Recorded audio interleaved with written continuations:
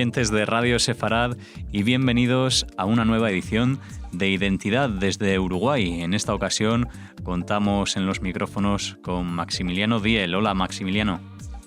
Hola, Alejandro, ¿cómo andás? Un gusto estar acá, como siempre. Un gusto tenerte aquí con nosotros de nuevo en Radio Sefarad para hablar de judaísmo. Hablamos con Maximiliano Diel, psicoanalista y docente también de cultura en el Liceo Judío en Montevideo. Vamos a tocar hoy varios temas. Vamos a sumergirnos en la actualidad, pero más bien en el mundo contemporáneo, ¿no? Vamos a ver cómo es la identidad judía, ¿no? Hoy en día vamos a dar unas pinceladas sobre qué se entiende por judío y qué es lo que consideramos que es un judío en el mundo occidental. Bien. Bueno, digamos que lo que en realidad yo me proponía hablar hoy tiene que ver con un modelo posible de identidad judía. Que la discusión sobre quién es judío o qué es un judío es una discusión bastante más amplia, que prefiero acotarla simplemente a unas pinceladas de cómo podría estar conformada una identidad judía contemporánea, ¿ok? Vale. Digamos que yo lo que voy a hacer es articular a dos pensadores judíos. Uno es un antropólogo muy interesante, un húngaro que se llama Rafael Patai, que él estudia, digamos, al pueblo judío y a la historia judía desde una perspectiva antropológica. Y esto, igual como punto de partida, voy a tomar a otro judío, un judío sudafricano que se llama Abraham Infeld, que él plantea un modelo bastante sencillo sobre cómo mantener una continuidad y una unión dentro del pueblo judío. O sea, él apunta su obra a intentar, que de hecho él tiene varias instituciones y viaja por el mundo y da charlas. Él apunta a esta idea de tener unidad sin uniformidad, ¿no? Uno muchas veces confunde la unión con el pensar igual, ¿no? La uniformidad, ya sea por el verse igual, por el lado del uniforme, o por el lado de la uniformidad mental que se han planteado otras sociedades, ¿no? El ejemplo clásico reciente que tenemos son los totalitarismos, que han apuntado a intentar crear un prototipo de ciudadano uniforme e igual al resto. Eso se ha visto que es un callejón sin salida que conduce al fracaso. Entonces, la idea sería unión sin uniformidad.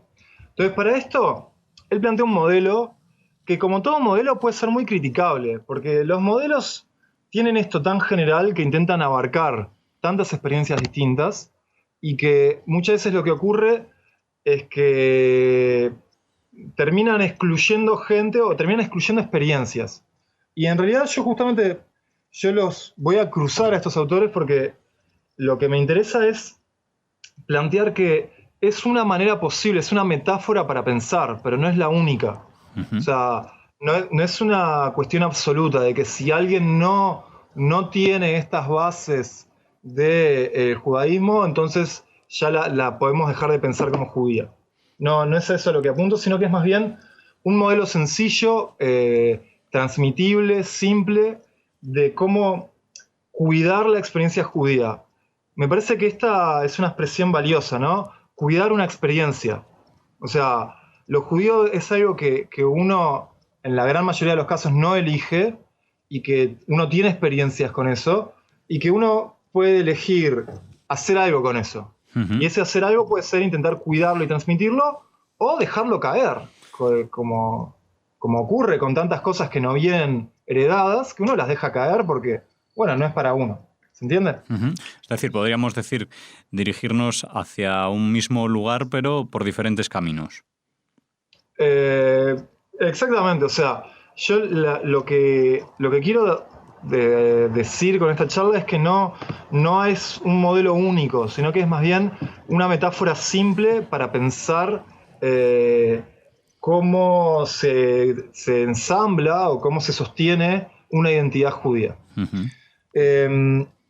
Entonces, ¿qué es lo que hace este autor? Este autor divide la experiencia judía en 5 pilares, ¿no? Él utiliza una metáfora de la mesa de 5 patas. ¿Por qué? Porque él lo que intenta hacer es que si cada judío cultiva, por lo menos vale la pena destacar que cultivar y cultura tienen la misma raíz, ¿no? Si cada judío cultiva culturalmente 3 de esas 5 patas, siempre va a tener algo en común con otro judío, ¿no? Es una cuestión matemática, o sea, 3 de 5, 3 de 5, hay uno en común que uno tiene. ¿Y por qué es importante tener algo en común? Porque por lo general uno intuitivamente se acerca a lo parecido y digamos que eso es algo que, sobre todo si uno tiene la suerte de poder estar en países cosmopolitas como Israel, por ejemplo, en Israel uno ve la variedad enorme de judíos que hay. Y uno se pregunta, ¿qué tengo en común yo con esta gente? O sea, ¿qué tiene en común un judío ruso con un judío yemenita, con un judío ultraortodoxo, con un judío uruguayo? O sea, realmente la variedad de esa suele ser abrumadora. Entonces, a través de estos 5 pilares uno puede como orientarse, ¿no? Puede situarse y decir, bueno, estas cosas yo las voy a cultivar y estas cosas las voy a dejar un poco de lado. ¿Y cuáles son esos pilares que nos plantea este autor, Maxi? De alguna manera tienen que ver con la historia y la memoria, que la historia viene a ser el componente objetivo del pasado y el relato que trata de tener cierta objetividad, mientras que la memoria es el componente subjetivo. Durante mucho tiempo se dijo que el pueblo judío es un pueblo sin historia, y es porque desde Flavio Josefo en el siglo I hasta la Ilustración, en el siglo XVIII, no hay historiadores judíos. Y es porque la experiencia judía pone el acento en la memoria, en la idea de el componente subjetivo, cómo te hace sentir esto que estás recordando. Un ejemplo claro es ahora la festividad que se viene ahora, Purim, el carnaval judío. Uno tiene que sentirse como que se salvó de una catástrofe y se apunta a eso. Y cuando se narra el relato y se nombra al enemigo Amán, la gente grita. O sea, uno tiene que sentir, uno tiene que apasionarse por el relato. Y eso es memoria, eso no es historia. Entonces, de alguna manera la experiencia judía en general ha puesto el acento en la memoria, pero yo creo que la historia también es algo que hay que cuidar, en el sentido de que hay una serie de hechos objetivos que nos han ocurrido y que vale la pena, digamos, conservar y escribir y mantener. Sobre esto si me da el tiempo, voy a desarrollar un poco más adelante porque la parte de historia me parece apasionante. Vale. Digamos, sigamos con otro de los pilares que este autor plantea, que tiene que ver con la halajá. Que la halajá viene a ser la ley judía. La idea de que hay una revelación, de que Dios se reveló al pueblo judío y le dio una serie de mandamientos que si uno quiere, de alguna manera, si uno querría servir a Dios en este mundo, tiene que hacerlo siguiendo esos mandamientos. Esto está bueno porque este es un pilar entre otros. O sea, hay mucha gente que piensa que lo judío es la religión judía. Y esto, por suerte, está lleno de judíos de que no sostienen esto, de que plantean de que uno puede ser perfectamente judío siendo, digamos, alejado de las instituciones religiosas o no creyendo en Dios y manteniéndose, digamos, que su experiencia judía pase por otro lado. Entonces, me parece que está bueno esto como para abrir la cancha y mostrar que es un componente, la religión es un componente de la experiencia judía, pero es un componente entre otros, que para algunos va a ser la experiencia central, sin duda. Pero esto está bueno, o sea, son 5, y si uno puede sostener su identidad enteramente en uno de estos pilares, o puede sostener su identidad en los 5, o en 3, o en 2, o en 4, como uno pueda, quiera, etc. Vale. Entonces, historia y memoria, halajá, lazos familiares. Los lazos familiares hay cierta gente que ante la pregunta de quién es judío, da una respuesta rápida de aquel que nace judío por lazos familiares. Si es de madre, de padre, de abuelos, eso va a depender, eso es otra discusión en la cual prefiero no meterme ahora, pero lo de los lazos familiares puede ser visto en el sentido literal, de alguna manera hay un lazo sanguíneo que hace que vos tengas el nombre judío, venga añadido a tu nombre, porque obviamente alguien te va a nombrar judío, o puede ser visto como una metáfora. En el Talmud se insiste bastante en esta idea de que el pueblo judío, el pueblo de Israel, son responsables unos por los otros y son hermanos, tienen que ser vistos como hermanos. Digamos, hay una experiencia que a mucha gente le ha ocurrido, y es que ante un completo desconocido que de repente está hablando hebreo, uno se siente relativamente familiar o cercano o que le tiene más confianza, cuando en realidad es algo completamente irracional, es por el hecho de que justamente uno siente cierta hermandad por esta idea de la metáfora del pueblo judío como una gran familia, ¿no? Esto nos lleva al cuarto pilar, que es la lengua hebrea. O sea, el lenguaje produce realidad. Esto es un postulado que tendría que desarrollarlo más, y pido perdón a los oyentes de estar diciéndolo tan rápido, pero hay ciertas cuestiones de la experiencia subjetiva que pasan enteramente por la lengua y que no son traducibles. Claro, es una identidad propia, ¿no? Define a un pueblo. Define un pueblo y define la realidad que el pueblo permite, que el pueblo puede codificar. ¿Esto qué quiere decir? Quiere decir que, para mí un ejemplo claro de esto es como en otras lenguas que han sido judías, por ejemplo el ladino, que es una mezcla de español con influencias árabes y hebreas, o el yiddish, que es una mezcla de alemán con influencias eslavas y hebreas, hay palabras en hebreo. ¿Por qué? Porque hay expresiones o maneras de decir las cosas que son intraducibles y que, por más que uno quisiera buscarle la traducción, es imposible. Y esto no ocurre solo con el hebreo. O sea, en general, muchos pueblos tienen un apego especial con su lengua. Claro, son palabras, ¿no? Que vienen determinadas por el entorno, ¿no? Tanto geográfico como social, que al final es complicado traducirlas a otras lenguas. Claro, y que no pasan, que uno puede hacer el esfuerzo y hay maneras de percibir la realidad que no pasan. Entonces, el hebreo sería el cuarto pilar, ¿no? Y por último, es algo que ya fue anticipado en lo que yo venía hablando, hoy en día, nacer judío implica tener un vínculo con la tierra de Israel y el Estado de Israel. O sea, nacimos en una época en la cual esto ya era una realidad y no era un sueño sionista, y es imposible vivir ajeno a eso, por más que uno no... Eso existe. Y me parece interesante destacar esta diferencia entre tierra de Israel y Estado de Israel. Porque la tierra de Israel es la tierra mítica que aparece en el Génesis como promesa de Dios a Abraham, o como promesa en el Deuteronomio, como promesa de Dios al pueblo de Israel. El Estado de Israel es una entidad política creada a partir de un consenso entre hombres que se decide la partición del mandato británico sobre Palestina en 2 países, toda esa historia. Entonces, muchas veces la gente las confunde, pero en realidad son cosas distintas. De hecho, dentro de Israel hay oposiciones muy grandes entre los que creen exclusivamente en la tierra de Israel y los que creen exclusivamente en el Estado de Israel. O sea, uno como entidad espiritual relacionada con el lugar del pueblo judío ante los ojos de Dios, y otro tiene que ver con un Estado político creado a partir de acuerdos y negociado con grandes potencias. O sea, no siempre coinciden, y me parece que está bueno también que los oyentes por lo menos se planteen que no es todo lo mismo, y que estas diferencias generan muchas rispideces muchas veces. Claro, porque además volviendo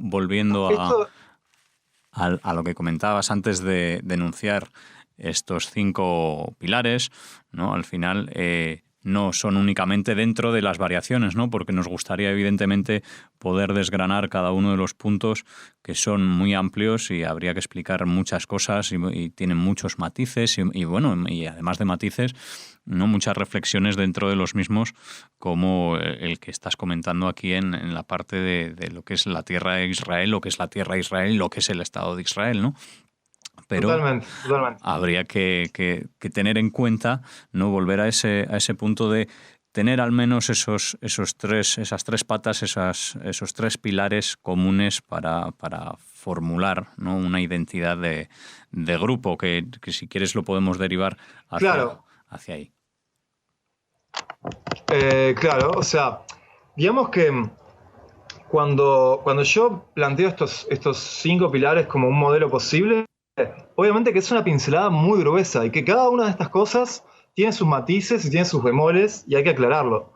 Pero lo que voy es que me parece que es un modelo sencillo, simple, que permite captar a grandes rasgos por qué carriles se sitúa una experiencia judía hoy en día o por qué caminos se construye una identidad judía hoy en día. Esto nos podría llevar, como vos decías, a la pregunta de si existe una mentalidad judía. O sea, si hay algo así como una mentalidad de grupo, ¿y qué se entiende por mentalidad de grupo, no? Uh-huh. De alguna manera, acá lo que cabe destacar en primer lugar es que es una generalización y como tal es inexacta. Ninguna generalización es exacta porque siempre hay casos que escapan a este planteo. Pero de alguna manera, si en un grupo, en una población, tenemos una mayoría de personas que comparten motivaciones, creencias y valores, se puede hablar en ese caso de mentalidad de grupo, haciendo la salvedad de que es una sumatoria que no quiere decir que toda persona que pertenece a esa población los posea o que no posea a otros, o que haya gente que posea estos rasgos y que no pertenezca a este grupo. O sea, es un recorte artificial que las ciencias humanas, para poder o estudiar las poblaciones, hacen estos recortes arbitrarios que obviamente van a dejar gente afuera y van a dejar excepciones. Pero de alguna manera, lo que plantea este antropólogo que yo mencioné al principio, que se llama Rafael Patai, es algo bastante interesante, y es que si uno ve a las poblaciones del mundo e intentar hacer una graduación entre cuáles poblaciones sufrieron más exposición de influencias externas, ¿ok? Uh-huh. Y uno gradúa las poblaciones entre las que sufrieron más exposición a influencias externas y las que tuvieron menos influencia. O sea, en este sentido, las delicias de los antropólogos son cuando encuentran alguna tribu perdida que tuvo poca influencia exterior o ninguna influencia exterior. Entonces, ahí uno puede intentar captar cómo era el ser humano hace, no sé, 5.000 años, depende del grado de evolución que tengan. Pero acá el asunto es que si graduamos a las poblaciones del mundo en esta tabla construida artificialmente, ¿no?, de acuerdo a influencias externas, los judíos, según este autor, son los que han estado más expuestos, tanto por la intensidad de la influencia como por la variedad y duración de la influencia, son el pueblo que ha estado más expuesto a influencia externa. ¿Ok? Por la cantidad de imperios bajo los cuales han vivido, por la cantidad de épocas de duración en el tiempo por las cuales han pasado, y por la cantidad de, justamente, variedad de influencias e intensidad. O sea, la presión asimilatoria en distintos momentos de la historia ha sido fuerte. Y podemos hablar también de la localidad, disculpa, Maxi, podemos hablar también de la localización geográfica, ¿no? Porque hay pueblos muy, muy localizados, pero el pueblo judío se ha ido extendiendo y se ha ido desplazando a diferentes partes del globo, habiendo comunidades judías a lo largo de todo el planeta, ¿no? Cosa que también es un dato característico que no todos los pueblos pueden, digamos, presumir o tener esta característica en su haber. Exactamente, o sea, por dispersión geográfica, esto explica también la variedad de influencias, ¿no? Entonces, de alguna manera lo que lo que este autor plantea, su tesis, que es la tesis de un libro suyo que se llama La mentalidad judía, es que los judíos han estado expuestos a influencias sumamente intensas y variadas, lo cual explica, y esto es lo que él intenta explicar, la variedad de judíos que hay. Y por eso yo enganché estos dos autores, porque por un lado tenemos un autor que dice que parte de la constatación de que hay una variedad enorme de judíos a lo largo del globo y que no tienen mucho común entre sí. Y por otro lado tenemos un autor que explica cómo se llegó a esa variedad. Y en realidad, a grandes rasgos, la respuesta es que las influencias externas los judíos las han transformado en propias, ya sea por estilos de vivienda, por estilos de vestimenta, por estilos de comida, siempre que no se transgreda las leyes de Kashrut, las labores ocupacionales, las lenguas que hablan. O sea, toda esa variedad se explica por la variedad de judíos dentro de la población judía se explica por la variedad de influencias a la que han sido sometidos. Entonces, a grandes rasgos, él divide la historia judía en 6 grandes encuentros.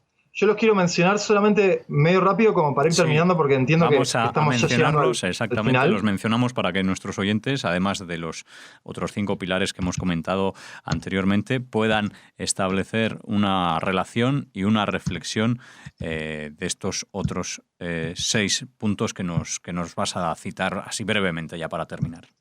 Sí. Disculpa que me extienda, pero es un tema que me parece súper amplio y apasionante. Ningún problema, porque es muy interesante. De cada uno... ¿Qué? Que ningún problema, decía. Ningún problema, es muy interesante, lo corroboro. Así que vamos allá. Bien. De cada uno de estos encuentros, los judíos han adoptado cosas. O sea, los judíos han adoptado, ya decía, comida, arquitectura, vestimenta, lengua. El primer encuentro fundamental fue con los cananeos. Las tribus israelitas, cuando van a conquistar la tierra de Canaán, ahí aprenden elementos básicos que hoy en día los consideramos judíos, pero en su momento eran cananeos. Por ejemplo, la lengua. ¿Okay? Uh-huh. El segundo gran encuentro fue con el helenismo, con la cultura griega, que se adaptaron costumbres y términos griegos. El Talmud está lleno de términos griegos. Siguió a la conquista árabe del sudoeste asiático y del norte de África, lo que hizo del árabe la lengua de las comunidades judías florecientes. Incluso se llega a hablar del siglo de oro judío, que se sitúa justamente en España, ¿no? De ahí el nombre de la radio, ¿no? Radio Sefarad. Uh-huh. El cuarto gran encuentro fue con la victoria renacentista, ¿sí? Donde los judíos se subieron a la ola de la efervescencia del Renacimiento. El quinto gran encuentro se dio entre los judíos de Europa del Este y los movimientos cristianos de Ucrania y Polonia, se da origen al hasidismo y al yiddish.